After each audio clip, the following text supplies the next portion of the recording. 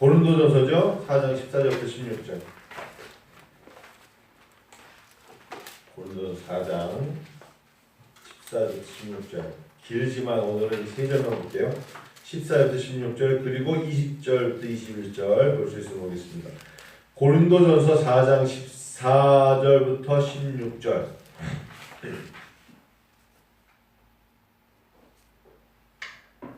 예전에 얼마 전에 스승의 주일에 설교했던 부분인데 오늘 어제 큐티죠. 주일 큐티인데 고린도전서 4장 14절, 15절, 16절 같이 읽으실까요? 내가 너희를 부끄럽게 하려고 이것을 쓰는 것이 아니라 오직 너희를 내 사랑하는 자녀같이 권하려 하는 것이라. 그리스도 안에서 일만 스승이 있으되 아버지는 많지 아니하니 그리스도 예수 안에서 내가 복음으로써 너희를 낳았음이라. 그러므로 내가 너희에게 권하노니 너희는 나를 본받는 자가 되라. 아주 어려운 말씀이죠. 바울 사도는 아주 자신 있게 그리고 우렁차게 또한 이 말씀의 확신을 가지고 고린도 교회 성도들에게 전하고 있는데, 특별히 내가 너희에게 권하는데 너희는 나를 본받는 자가 되라. 뭐 너나 잘해 그런 시대인데 너희는 나를 본받는 자가 되라. 다른 건 모르겠어요. 예를 들면 많은 것을 본받는 자가 되라 라고 바울 사도가 모든 면에서 그렇지는 않겠죠. 사람은 누구나도 허물이 있으니까. 그러나 바울 사도가 너희는 나를 본받는 자가 되라고 했던 것은 사실상 그리스도 십자가에 대한, 내가 2장에 나오는 것처럼 그리스도 예수, 그가 십자가에 못 박힌 것 외에는 아무것도 알지 아니하기로 작정하였다고 말하는 영적이고 신앙적이며 특별히 하나님을 섬김에 있어서의 본받는 자가 되라 라고 말하는 것이죠. 곡해하시면 안 돼요. 조그만 거 하나를 보면서 실수를 보면서 저 사람 왜 저래 이런 뜻이 아니라, 바울 사도는 그래서 뭐라 했냐면 그리스도 예수 안에서 내가 복음으로 너희를 낳았다 이렇게 말하는 겁니다. 14절을 보면 내가 너희를, 오늘 저는 이제 이 말씀을 설교를 어떻게 준비했냐면 스승과 아비의 차이가 무엇인가를 혼자 고심하면서 나름 한번 준비해 봤어요. 이따 여러분 들으시면서 어떻게 공감하실지 모르겠습니다만, 먼저는 어떤 아비도 자기 자녀들을 훈계할 때 그를 부끄럽게 만들려고 하는 마음은 거의 없죠. 내가 너한테 이런 얘기를 해서 네가 그거 듣고 좀 부끄러움을 느껴봐. 이것은 굉장히 진짜 모욕적인 언사이며, 만약에 그 정도 관계가 됐다면 죄송한 얘기지만 그 아들은 그 아버지의 말을 안 들어요. 또 잔소리하네 이러고 끝나죠. 내가 너를 부끄럽게 하려고 지금 앉아봐, 무릎 꿇어, 모여봐 이렇게 하면서 얘기하는 건 그 아버지가 하는 말에 대해서 그가 듣고 교훈을 받고 감동을 받고 정말 좋은 관계 속에서 나가려는 게 아니라는 것을 우리는 잘 알죠.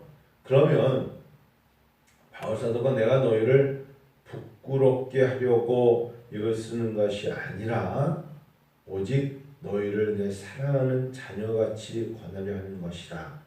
이 부분을 가지고 살면서 한번 우리가 신앙생활에 적용을 해보자고요. 우리는 정말 바울 사도의 고린도전서 4장 14절의 이 말씀이 내가 신앙생활을 하고 내가 가정생활을 하고 내가 사회생활을 하면서 내 이웃과 내 주변 사람들에게 또 특별히 신앙적으로 이런 자세인가가 사실은 가장 중요해요. 어떤 사람의 어떤 부족한 부분을 우리가 이야기할 때 그에게 그걸 지적함으로 그가 이것을 통하여서 부끄럽게 느끼게 하려는 자세로 가면 그는 오래 못 견뎌요. 그 부끄러움을 감당할 자가 세상에 많지 않아요. 그걸 우리는 다른 말로 뭐라 하죠? 자존심을 건드렸어 라고 말한단 말이에요.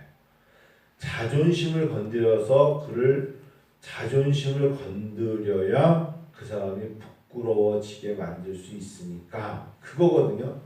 근데 목회자로 살아보니까 어떠한 이야기도 자존심을 건드려서 이야기하는 것을 듣고 변화를 받는 사람은 거의 없어요. 거의 없어요. 오히려 그 자존심 때문에 너나 잘해 그러고 떠나요. 그러니까 어찌 보면은 우리가 그런 부끄럽게 하려고 했다 그러면 하나님의 눈에 다 하나님을 떠나야 돼요. 하나님은 근데 우리를 그렇게 대우하지 않으시거든요. 하나님 우리를 그렇게 대하지 않으세요. 하나님 우리를 만일에 내 안에 있는 모든 것 갖다가 내가 거룩함의 옷을 입혀주시려고 내 모든 죄악을 갖다가 사람들에게 부끄럽게 하시려고 막 말씀하시면서 다 하나하나 양파 껍질 까듯이 보이면 우리는 다 아담처럼 나무 뒤에 숨어 있어야 돼요. 얼굴과 얼굴을 맞대고 나올 수가 없어요. 시간이 갈수록 이런 부분이 이제 내가 몸에 배어져 가는 것을 성숙이라고 그래요. 이런 부분이 시간이 갈수록 내 몸에 이제 점점 내 입과 내 마음과 어떤 내 삶에 적용이 돼야 돼요. 그걸 쉽게 말하면 할 말을 하지 않고 참는다라는 것만으로 끝나는 게 아니에요. 그러니까 할 말을 하는데 말을 해주는데 부끄럽게 하려고 말하지 말고 어떻게 하라는 거예요? 내 사랑하는 자녀같이 권해라. 여러분 그런 여러분과 제가 되길 원합니다. 그래야 하나님께서 좋아하신다는 거예요. 앞으로도 우리가 신앙생활을 하면서 어떤 경우 내 눈에 보이는 대로 말하면 안 된다. 내 눈에 내가 생각하는 판단대로 말하면 안 된다. 어저께 이제 우리 교회 앞집에 사시던 신 집사님이 이 앞에 집을 땅에다가 건물을 짓고 얼마나 그 젊은 초등학교 선생님이 이 땅을 앞에 땅을 사서 저 건물을 정말 저렇게 정원도 예쁘게 만들어 놓고 그리고 이제 영통으로 이사를 갔습니다만 정말 저는 그분이 저 집에 대한 애착심이 어느 정도였냐면 아침에만 보면은 나무 손질하고 풀 뽑고 그리고 저분한테 배운 거 많아요. 그냥 그 워낙에 시골 출신이기 때문에 그런 거 퇴비 주는 것도 너무 정성스럽게 잘 그래서 대추나무 보세요. 그냥 대추나무에 그냥 대추가 충충 열리고 그리고 이제 뭘 심어서 얘가 잘 못 자란다면 그냥 가감하게 이 토양에 안 맞는다 생각하면 나무도 뽑아버려요. 아주 그렇게 얼마나 그 애착심이 있는지 몰라요. 근데 어저께 아주 오랜만에 왔어요. 물론 예전에 저한테는 지나가다 들린 적이 있는데 아주 오랜만에 왔는데 딱 자기가 있었던 집을 딱 보더니 가보더라고요. 그래서 아직도 뭐라 하냐면 우리 집이 많이 변했네. 그래야 그랬죠. 당신 집 아니라고. 당신 집은 영통에 아파트로 가고서 왜 남의 집을 보고서 우리 집이라고 그래. 했더니 우리 집이 많이 변했는데 자기 눈에 딱 나무 한 그루가 죽었어요. 담장을 펜스 친 나무 한 그루 딱 죽은 걸 보고 저 나무 죽은 걸 왜 뽑지 않고 그냥 놔둘까. 자기가 지금 가서 사골도 저걸 빼주고 싶다는 거야. 저 나무를 잘라버리고 싶고 톱으로 잘라주고 싶고 저걸 빼주고 싶다는 거야. 그런데 제가 아무리 좋은 거라도 힘이 없어서도 아니고 그 사람 성격에 목사님 톱 좀 빌려주세요 라고 해서 그 일이 아무리 좋은 거라도 그 일을 할 수가 없죠. 그리고 해서도 안 되죠. 그렇잖아요. 왜? 거기는 내 것이 아니라 내 범위 밖에 넘었기 때문에. 그런데 많은 사람들이 저 집이 워낙에 이 동네에서 진짜 잘 지은 집, 아름다운 집, 전망 좋은 집 이래서 많은 사람들이 저 집을 들여다보고 저거는 이렇게 가면 좋겠구나, 가꾸면 좋겠구나 하면서 많이 사람들이 들여다봤던 그런 집이었고 그 낙을 아주 즐겼던 분인데 나무 한 그루가 이게 약을 잘못 줬는지 나무 그 밑에다가 화공약품을 버렸는지 나무가 죽어버렸어요. 어쩌면 오게 튀죠. 자, 그럴 경우에 자기가 그것이 아무리 좋은 노래도 톱이든 낫이든 기구를 들고 가서 아니 그 사람에게 이렇게 멋있던 집에 이 나무가 왜 이렇게 됐습니까? 라고 말하는 게 때로는 불필요하죠. 근데 우리는 사람들은 지나가면서 다 한마디씩 다 해요. 예전엔 저 집에 참 좋았는데 저 나무가 저 펜스에 친 저 나무가 이 집을 망쳤어 라고 말합니다. 자, 사람들에게는 나머지에 있는 아름다운 집, 전망 좋은 집, 좋았던 집이라고 하여도 나무 한 그루가 제가 볼 때 그 나무가요, 그와 비슷한 나무가 50그루도 넘어요. 근데 그 한 그루가 색이 변해서 죽은 걸 보고 우리는 다 뭐라고 표현한 줄 아세요? 점점 저 집이 허물어져, 아니면 관심이 없어, 정원에 있는 나무가 다 죽을 것 같아. 인간은 누구나 다 이상하기만큼 부정적이고 비판적이고 그늘진 것을 보고 이야기하는 걸 좋아해요. 야, 50그루 중에 한 그루가 죽었지만 그래도 이렇게 말하는 사람은 없어요. 없죠. 이 인간의 모습이에요. 딱 오자마자 그 말부터 딱 하는 거예요. 아, 저 나무 한 그루가 왜 저렇게 죽었지? 아직도 여전히 역시 나머지는 뭐 이렇게 그렇게 말하지 않는다는 걸 말씀드리려고 그러는 거예요. 우리가 교회 생활하면서도 다 좋은데 자기 눈에 빛나는 것 그 하나를 보면서 사람들은 얘기한다니까요. 다 좋아요. 근데 성도가 예를 들면 100명이야. 그 중에 나하고 맞지 않는 사람 한 명이 있어. 그 한 명 때문에 내가 우리 교회에 대해서 평가를 절하시키면 안 돼요. 더 좋은 것들을 말하고 더 좋은 것들을 나누고 그래야 되잖아요. 바울 사도가 지금 그런 얘기를 하는 거예요. 내 사랑하는 자녀같이 권하는 것이다. 절대로 부끄럽게 하려고 쓰는 것이 아니라. 근데 우리는 가끔 가다 보면 사람을 부끄럽게 만들려고 의도적인 언어를 쓰는 사람들이 참 많거든요. 이건 굉장히 이제는 성숙해지기 위해서 피해가야 된다. 피해가야 된다. 그러면서 그리스도 안에서 1만 스승이 있을 때 아버지는 많지 아니하니 이랬어요. 여러분, 스승이란 단어가 굉장히 부담스럽게 와닿아요. 사실 스승이란 단어는 너무 긍정적이고 존경스러운 단어인데 바울 사도가 말하는 여기서는 1만 스승을 어떻게 표현해야 될까요? 저는 이것을 이렇게 표현하면 여러분 조금 이해력이 좋아요. 여기서 1만 스승과 아버지를 이렇게 표현했대요. 둘 다 자녀들을 교훈하고 가르치고 돌봐주고 윗사람으로서 아랫사람들을 뭐 이런 자세이지만 1만 스승은 쉽게 말하면 학원 강사고 아비는 학교로 말하면 담임 선생님이에요. 이렇게 생각하시면서 보면 맞아요. 비슷한 업종에 있고 비슷한 위치에 있다고 해도 1만 스승은 쉽게 말하면 학원에서 아이들을 그냥 과목별로 가르치던 뭐 종합에서 가르치던 가르치는 학원 강사 같고 아버지는 그래도 똑같은 선생님이라면 학교에 있는 담임 선생님 같다고 생각하면서 바울 사도는 지금 학교에서 학생들을 1년 365일 우리가 한 해를 맡아서 내가 담당하는 그러한 자의 심정으로 대하고 있어요. 그냥 이해를 하기 위해서 제가 어제 한번 적어봤어요. 만일에 1만 스승을 여기서는 학원 강사로 본다면 만약 학생이 한 명 안 오면 이렇게 생각할 거예요. 아이고 학원비가 날라갔네 이러거나 아니면 걔가 왜 안 오지 하면서 혹시나 자리가 하나 비었으면 다른 사람을 채우면 되지 뭐. 이게 아마 일반적인 그냥 특수하지 않아요. 일반적인 그렇지 않은 분도 있겠지만 학원 강사나 학원 선생님의 갖고 있는 생각일 수 있어요. 하나이가 빠졌어. 아이고 다른 애가 오겠지 뭐. 하나이가 빠졌어. 그러면 다른 아이를 채워야 경비가 되니까 그런 생각이 있겠죠. 그러나 학교 담임 선생님은 그렇지 않겠죠. 학생이 안 오면 왜 안 오지? 얘가 어떤 일을 안 왔지?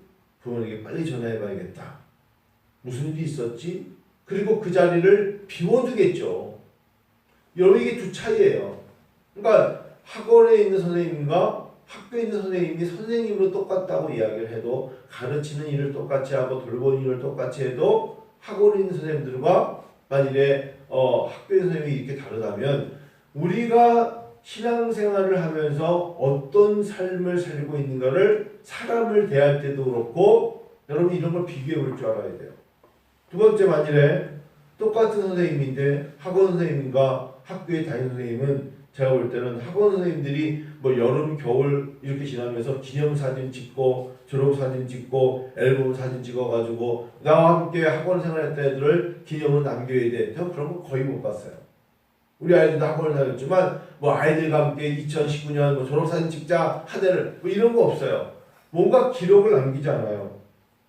기억하지 않는다고요. 그 아이가 특별히 공부를 잘하면 걔가 어느 대학을 갔기 때문에 뭐 현수막을 걸어서 기억할 줄 몰라요. 그러나 학교에 다니는 선생님은 그 아이와 뭐 체육대회를 하고 함께 뭐 현장 학습을 가고 그런 것들을 하나하나 다 기억하면서 기록에 남기죠. 기억에 남잖아요. 엄청난 차이예요. 똑같은 시간에 어떤 학습적인 부분에서 강의한다고 하고 가르친다 해도 두 개가 이렇게 차이가 나지 않겠습니까? 하나만 더 한다면 만약에 학원 선생님과 학교 선생님을 차이를 둔다면 만약에 오늘 설교를 들으면서 학원 선생님 중에서 기분 나쁠지 몰라도 제가 특수하다고 그랬어요. 이거는 일반적인 거고 특수한 선생님 다르다고 그랬는데 똑같은 선생님들이 난 너를 가르쳤어 라고 하면서 의무적으로 학원 선생님들은 진도에 따라 의무적으로 가르치겠죠. 근데 아이가 못 따라와. 난 너에게 책임 없어. 라고 그냥 놔둘 겁니다. 방관할 거예요. 그러나 학교 다니는 선생님은 그렇지 않아요. 난 너를 가르쳤어. 나는 네가 가르치는데 책임을 가지고 가르쳐. 네가 내가 가르친 걸 잘 배웠으면 좋겠어. 이 차이가 있습니다. 제가 왜 여러분 이렇게 얘기하는 줄 아세요? 만일에 내 삶의 모습이 학원에서 가르치는 선생님의 모습이었다면 이제 담임 선생님의 모습처럼 달라져야 되고 바뀌어가야 되고 그런 자세로 가는 삶이 아버지의 심정으로 살아가는 거예요. 반면에 아버지의 심정으로 가는 사람들은 나는 그랬는데 어느 날 갑자기 내 모습이 학원 선생님처럼 전락되거나 바뀌어서는 안 돼요. 이해가시죠? 우리가 그러기 위해서 지금 사도 바울은 일반 스승은 많되 아비는 없다. 자, 그렇다면 일반의 스승 여러 사람, 한 사람이 여러 사람을 상대로 한다는 거고 여러 다양한 사람들을 가르친다 그러면 사실은 우리가 아버지와 아들은 1대1 아닙니까? 하나님과 내가 1대1이고 예수님과 내가 1대1로 살아가는 것이잖아요. 오늘은 어찌 보면은 여러분 우리가 오늘 이 본문의 말씀을 통해서는 내 삶의 모습을 하나님의 눈에 비춰보는 시간이에요. 그리고 이제 이렇게 말해야 돼요. 오늘부터라도 2020년 6월 8일부터라도 서로가 여러분 저를 이제 본받는 자 되십시오. 내가 변했습니다. 라고 말해도 절대 부담 아닙니다. 오늘은 하나님이 새로운 날로 나에게 비전을 주시고 은혜를 주셨기 때문에 여러분 나를 본받는 자 되십시오. 라고 말하면서 살기를 하나님은 원하시는 거예요. 있습니다. 아니 저 사람이 예전에 개차반 그랬던 인간 아니야? 그런 거에 대한 사람의 평가는 중요치 않아요. 오늘 내가 2020년 6월 8일 살아가는 나에게 하나님이 주신 새로운 도전과 하나님이 주신 새로운 비전과 하나님이 변화시켜 주신 그 마음을 가지고 여러분 날마다 외쳐야 돼요. 여러분 서로가 나를 본받는 자 되십시오. 나를 그리스도 예수 안에 있는 나를 서로가 본받는 자 되십시오. 오늘 이 새벽에 교회에 나와서 새벽 기도를 하는 것만으로도 여러분 뭐라고 말씀하셔도 되냐면 나를 본받는 자 되십시오. 그게 그렇게 부담스러워야 될 이유가 없어요. 그건 절대로 여러분 그것이 부담되는 것은 겸손함이 아니라 내가 본받는 자 되려고 노력하지 않으려는 자의 핑계에 불과해요. 날마다 담임 목사가 성도되게 여러분 제가 예수 그리스도를 사랑하고 섬기는 것을 여러분도 그렇게 하셨으면 좋겠습니다. 라고 말하는 게 부담스러우면 안 되죠. 제가 하나님을 향하여 말씀을 묵상하고 말씀을 준비하며 이 새벽을 하나님께로 드려지는 그 모습을 여러분과 제가 다른 사람들에게 본받는 자가 되라. 우리가 본받는 자, 여러분이 우리를 본받는 자 됐으면 좋겠습니다. 라고 말하는 게 부담될 일이 없다라는 것을 말씀드린 거예요. 믿습니다. 여러분과 제가요. 예수 안에서 복음으로 너희를 낳았다. 복음은 여러분들을 이 새벽에 서로가 낳는 거예요. 주님 말씀 붙잡고 나갑니다. 이제 마지막 한 절 말씀 하고 마칠게요. 20절 한번 볼까요? 자, 20절. 자, 4장 20절. 시작. 하나님의 나라는 말에 있지 않냐고 오직 능력이 있습니다. 이 말씀을 드릴게요. 제가 여러분에게 지금 이 강내에서 말하는 거죠. 주저주저. 말이 아니에요. 여러분, 어제 제가 설교에 그런 말 했어요. 목회자가 일반적으로 말하는 것은 꽃이에요. 문지사님 좀 어떻게 지나세요? 이건 꽃이에요. 꽃. 안부를 묻고 사람들에게 건강에 대한 이야기를 하는 것은 이런 건강식품을 드시면 건강해집니다. 이렇게 얘기하는 건 다 꽃이에요. 꽃. 꽃이라는 것은 피꽃입니다. 꼭 그것이 정설이 아니에요. 꽃이에요. 꽃. 교회 앞에 양귀비꽃이 있어요. 관조할 수 있는. 꽃은 하루하루 색깔이 다른 것이 폈다 지고 폈다 져요. 세상에서 말하는 것은 다 꽃이에요. 우리의 말은 꽃이에요. 그러나 하나님의 나라는 능력이에요. 하나님의 나라는 하나님이 주시는 말씀은 능력이고 하나님의 나라는 인간이 하는 말이 아니라 능에 있어요. 능력은 예수 그리스도 보혈의 피가 보혈의 능력이 그리스도 십자가는 능력입니다. 그런 신앙생활을 하면서 말이 앞서면 안 되고 바로 믿음이 앞서야 된다는 소리예요. 아시겠어요? 여러분 기도할 때 말로 기도합니까? 믿음으로 기도합니까? 믿음으로 기도해야 돼요. 신앙생활을 말로 합니까? 믿음으로 합니까? 믿음으로 하셔야 돼요. 그래서 바라는 것들의 실상이 믿음이라면 하나님 앞에 허구적인 허상적인 말로 주저거리지 말고 하나님께 믿음을 가지고 확실하게 구하셔야 돼요. 하나님의 나라는 말에 있는 것이 아니라 능에 있다 이렇게 들었습니다. 믿습니다. 사람을 그래서 대할 때도 부끄러운 말로 하지 말고 십자가의 능력으로 대하는 것이 아비의 심정이라는 것을 바울 사도가 말하고 있는 거예요. 믿습니다. 이 새벽에 여러분 나오셨어요. 하나님께 구합니다. 이제 말로 구하지 마시고 십자가의 능력으로 구해보십시다. 하나님 나라를 구하듯이 하나님 나라 안에 있는 우리가 구할 때 하나님 나라는 말에 있지 않냐고 능에 있다. 너희가 무엇을 원하느냐? 내가 매를 가지고 너희에게 나아가랴. 사랑과 온유한 마음으로 나아가려 하겠어요. 기도할 때 어떤 상대를 정죄하지 말고 기도하세요. 누군가를 갖다가 부끄럽게 드러내려고 야단치듯이 하지 마세요. 하나님은 하나님의 방법으로 우리에게 사랑과 온유한 마음으로 대해주시죠. 하나님이 나를 사랑과 온유한 마음으로 이 새벽에 대해주기를 원하세요? 아니면 하나님께서 톱니 같은 거 갖다 놓고서 하나 틀릴 때마다 톡톡 찌르면서 우리의 기도를, 그런 하나님이 아니시잖아요. 사랑과 온유한 마음으로 구하세요. 사랑과 온유한 마음으로 간구하세요. 사랑과 온유한 마음으로 하나님 어떤 사람이든 대상이든 그를 진정 사랑하는 마음으로 하나님께 구하세요. 그리고 원망하지 마세요. 하나님께서는 우리가 알지 못하는 일을 나를 위해서 너무나 많은 일을 하고 계세요. 하나님은요, 우리가 알지 못하는 너무나 많은 일을 하고 계시다고요. 하나님 나라는 말이 아니에요. 그 말은 뭐냐? 내가 가지고 있는 생각의 말을 말하는 거예요. 내가 알면 얼마나 알겠어요? 내가 경험하면 얼마나 경험했겠어요? 그렇지 않겠습니까? 하나님의 나라는 말이 아니라 전적으로 예수 그리스도의 십자가를 의탁하며 의존하며 나아갈 때 하나님의 나라가 이 땅에 실현되는 것입니다. 할렐루야. 그것이 오늘 바울 사도가 고린도 교회 사람들은 되게 똑똑했어요. 고린도 교회 사람들은 굉장히 스스로 지혜가 많았어요. 고린도 교회는 어느 교회보다도 은사가 많았어요. 고린도 교회는 사실상 복음에 대한 열정이 있었어요. 고린도 교회는 그래서 파가 많았어요. 그랬던 교회에 말하는 겁니다. 말이 아니고 능이라는 거예요. 너희들이 다 모여가지고 토론하고 의논하고 논쟁하는 이런 건 다 말이야. 꽃이야. 꽃. 피고 질 거야. 그런데 하나님의 나라는 너희가 그렇게 말하지 않아도 이미 그리스도 십자가의 마음이 각 사람에게 전달되므로 너희에게 영안이 열려서 하나님께 고백되어지는 것, 그것이 기도야.